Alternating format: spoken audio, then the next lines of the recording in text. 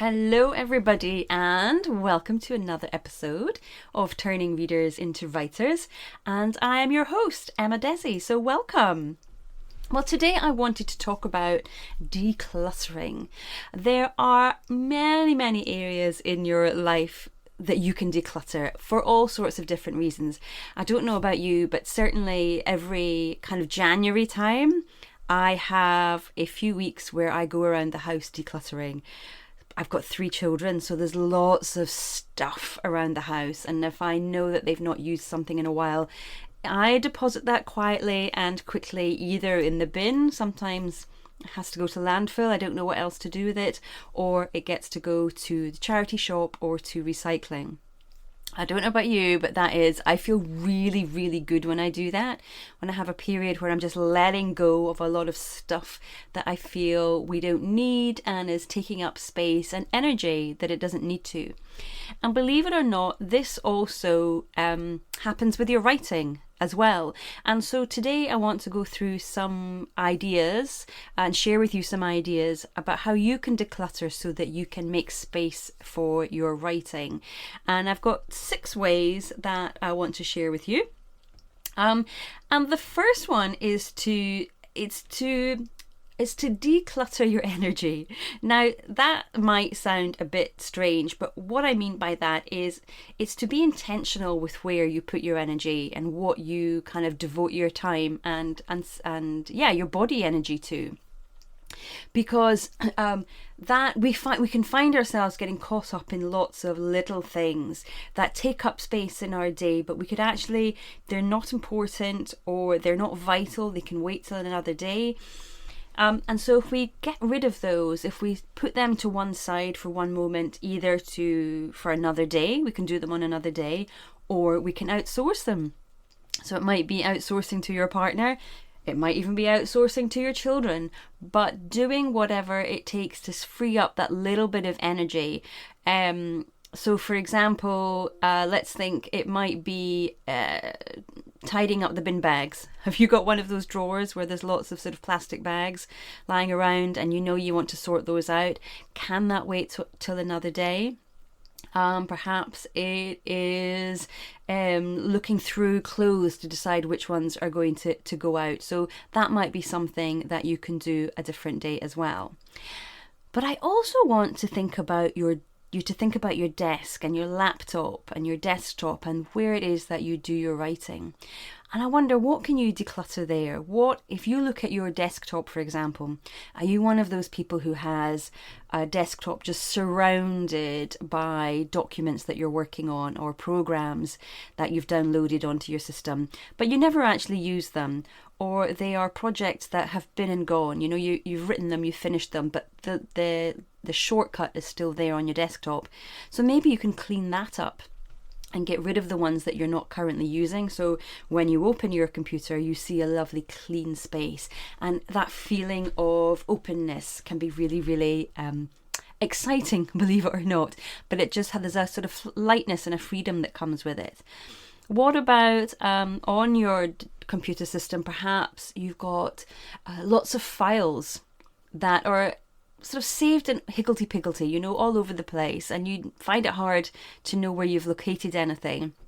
And so maybe you could tidy up your filing system, so that you can see what you're writing, you can see what's finished, and you can visually make space for the new stories that you want to write. So that could be a way of decluttering. And also about notebooks. If you're like me and you handwrite, chances are you have vast amounts of notebooks that are taking up both physical and energetic space. I did this quite a while ago, actually. I just got rid of so many of my old notebooks, and even the handwritten manuscripts of books that I have finished and published. I was holding on to them for sentimental reasons, but really they were just taking up physical space, taking up energetic space in my office, which, as some of you know, is basically just a big cupboard. So I don't have a lot of space. But what it does is it's creating a vacuum for your new work, because when we create a vacuum for something, then we can make it makes room for new things. So by letting go of all those old files or all those old notebooks, then you're creating symbolic space for your writing, and that can be very important. So the second thing I want to sort of think about is being intentional with your time, and time management, making space for your writing. This is something I talk about a lot, and if you haven't got my 3 easy steps to start writing your novel, I will put a link to that so you can grab a hold of that. But it's something I really, really believe in, is being intentional with your time. So how can you declutter your time? What can you get rid of that is just not giving you joy anymore? So sometimes that can be as something as simple as unsubscribing to newsletters that you've outgrown and you don't really read anymore, that the information isn't as useful to you now as it once was. So hitting unsubscribe on those can be clearing out those newsletters and not taking up the time that it takes to read them and determine whether or not they're useful, especially when you know you're actually just going to delete them anyway. Another one is podcasts. Do you find yourself listening to podcasts that, yes, you enjoy, you maybe find them entertaining, but they're not really helping you move the dial forward in what it is that you want? So, for us as writers, maybe you're listening to podcasts that are interviewing writers, for example, who are 10, 20 years into their career. They are the big bestsellers, and what they're talking about isn't really helpful to you as a new writer who is still trying to write their first novel, because that experienced writer has forgotten what it's like to be back at the beginning. It's been so long for them. They now have this process in place that allows them to write regularly and easily and get those books out every year. They've forgotten probably what it's like to have all those insecurities. Now, I'm not saying that successful writers don't have any insecurities, but they do have really tangible evidence now with all the best-selling books that they've got, that even if they can't explain it, they have a talent. They're telling stories that people want to listen to. So the types of insecurities they have are very, very different to the ones that you will have at the very beginning of your career when you're just trying to write that first book or publish that first book. So maybe those are the kinds of podcasts and interviews that are maybe not helpful to you right now, but you might want to swap them out for something where it's more about craft, or the host is talking to debut authors. And I have a lot of podcast episodes where I have interviewed debut authors, or maybe have published their second book, and I ask them about their writing schedule, about how they make time for it, how they found their process. And you may find those much more useful to you than listening to podcasts with much more successful authors. The other thing is, cleaning up how you spend your social media time. Are you scrolling through things that are making you feel bad because you're not doing the writing that you should be? In actual fact, they're hindering you rather than helping you on your journey to writing. If we come away from the digital time, well, what about some volunteering work that you do? Is it work that you still enjoy? Do you still feel that you're making a difference in the volunteering that you work? Does it spark that joy in you?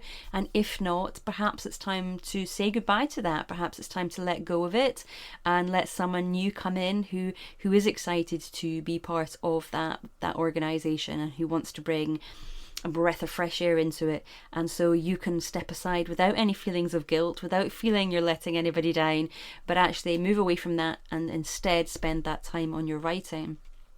Or maybe you go to another class, or you go to a social engagement that, yes, whilst it's fun and you enjoy it, you would actually rather be spending the time writing, or you know it would be more useful to you to spend the time writing, that it would get you where you want to be. And so for just a few months even, you get to postpone those other things while you focus on your manuscript. And then when that draft is done and you're feeling ready to revise, you can then step back into those other things, because you know that revision isn't taking quite the mental strain on you as doing a first draft would.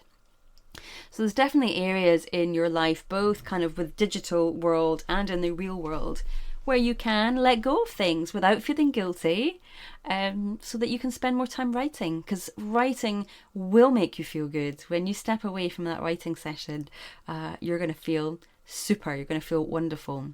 I also want to suggest, and this can be a difficult one for some people, but I'm going to suggest that you be intentional about who you surround yourself with. And I don't want to say declutter your life with people, but it might actually kind of be that, really. Maybe you can think of some people in your life who don't believe in you, who don't understand the dream that you have to write this book, and who possibly are telling you, this is crazy, what are you doing? Now, I understand that is easier with some people than others. There will be some naysayers who you don't see on a regular basis, so that is easier. It's harder if it's your partner and they don't get it and they don't understand it. So there you have to do things a little bit differently, which is to just not talk to them about your writing. That is something that you do with other people. But if there are others around you who do not believe it is possible for you to write your novel, who don't believe it's possible for you to be successful, then spend less time with them when you're in that delicate mindset of doing your first drafting. Because at that stage, when you're trying to put a story together, you're trying to piece this puzzle together, you need to be surrounded by people who understand what you're doing, who perhaps are pursuing the same ambitions, and who also believe, like you do, like I hope you do, that you know this is possible for you, that you can do this if you give yourself the space and the time to do it. So those people might not be in your real life world. You know, it might be that you're not a part of our writing group or a critique group, but if you can be part of one of those, I really do encourage it where you can. But if you can't, you know, if there's not one in your local area, then have a look online. Can you join a Facebook group online? Many of them are free. Or is there a coach that you can work with who can support you through it? Or maybe there's a group program or another membership scheme that you can join where you get regular feedback from people, regular craft ideas, lots of trainings that are going on, as well as that community spirit. So you get to spend time with people who are like-minded. And when you surround yourself with people like that, that's when you begin to feel it yourself. It seeps into you as well, and you have more belief in yourself. You see other people doing it. It doesn't feel such a crazy idea. It feels much more attainable. And, you know, if you believe it, as they say, you can achieve it. So surround yourself with people who are where you want to be, and you will help yourself get towards there sooner. And the fifth thing I want to talk to you about is decluttering what you are writing. Ooh, now this might feel a bit of a strange one, but if you're writing a novel that you have been writing for the last 5 years and you're fed up with it and it's no longer giving you joy, it does not light you up in any way, then give yourself permission to move on. Particularly if you are at the beginning of your writing career, and in fact that was the first or maybe the second manuscript that you've been working on and it's just not going anywhere. Give yourself the permission to put it aside, to draw a line under it and move on. Because what you might find is that in fact that manuscript is one of your apprenticeship manuscripts. That's one of the stories that you've had to practice with in order to up-level your skills, in order to practice writing a long-form story. And that happens to all of us. We have all been there where we've had big ambitions to write a novel. Our first one, we think this is going to be it. Oh, but then maybe about 3/4 of the way through, it all falls apart and you lose interest in it and you end up going around in circles with it, but you don't know what you're doing wrong. And without any help, without kind of someone else coming in and showing you what you're doing wrong, then, you know, you're just getting nowhere. So if that is you, if you're going through that, then stop hurting yourself, you know, stop going through that heartbreak and just put it away and just acknowledge that that novel had its moment, that manuscript had its moment, and now time has moved on.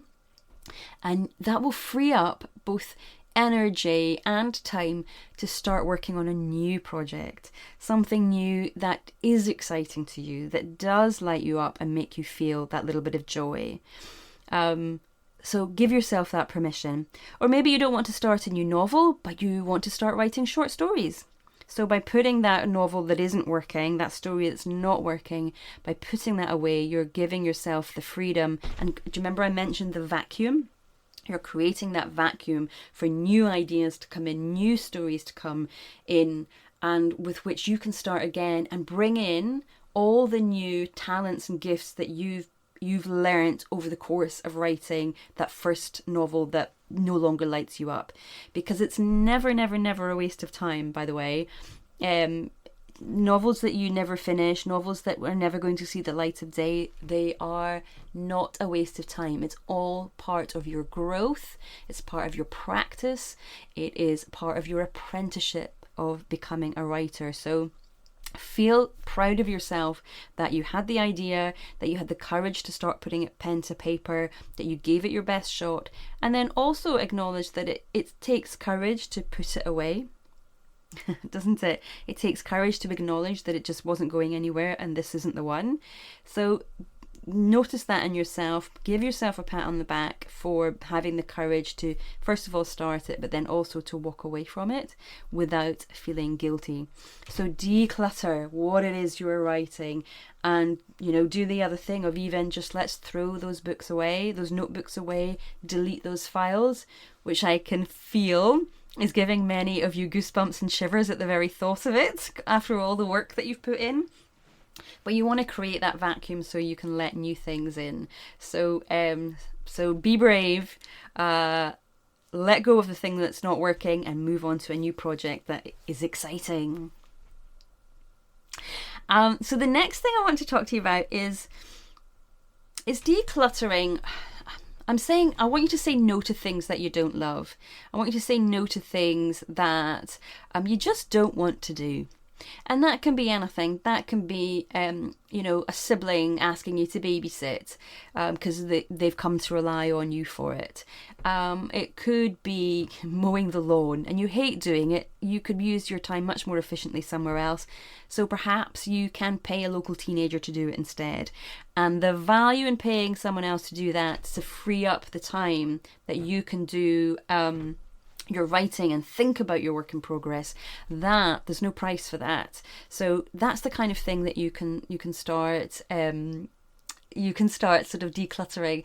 One of the things that I have decluttered is, and it might seem small to you, but I find this really, really freeing, is coming up with meal plans each week.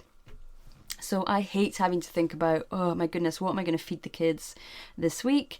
And so I've opted to go with HelloFresh. There are other food delivery companies out there, but basically they give me a limited choice of menus at the beginning of the week. I choose the ones I want, they deliver everything I need, and then all I have to do is make one each day. And what I really enjoy is that they tell me exactly what to do and they've provided all the ingredients and I don't need to think about it anymore.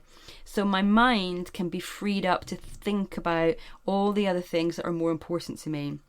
About my novel, about my podcast, what am I going to talk to people about this week?